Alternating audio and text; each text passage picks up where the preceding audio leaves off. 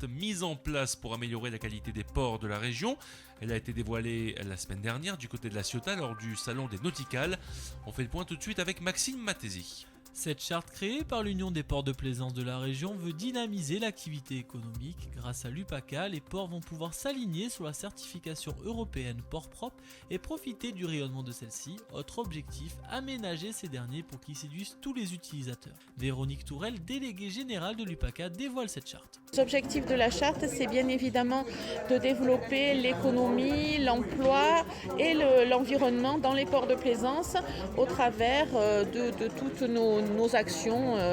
Donc, comme je vous l'ai dit, c'est plutôt donc, les cales de mise à l'eau, l'action avec les pêcheurs qui puissent travailler sur le port pour vendre le poisson.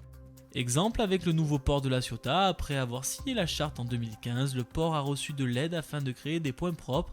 Des formations sont ainsi faites pour améliorer la qualité de vie dans les ports, comme l'explique Marc Camus, coordinateur du nouveau port de la Ciotat. C'est pour bénéficier effectivement d'un cadre qui nous permette de suivre sur 17 critères toutes les actions de protection de l'environnement. On va avoir la formation des personnels, l'information des plaisanciers, une aide, un excellent cadre et même un excellent aiguillon pour notre démarche de protection de l'environnement. C'est un avantage puisque l'ensemble des plaisanciers adhèrent pleinement à la démarche. Au final, ce sont plus de 500 personnes qui ont été formées, 120 ports de la région se sont engagés dans Port Propre. Cette démarche est en plein développement, maintenant, place au travail. Attention aux allergies, les pollens sont de retour dans le Var notamment, les pollens de cyprès, de bouleau ou encore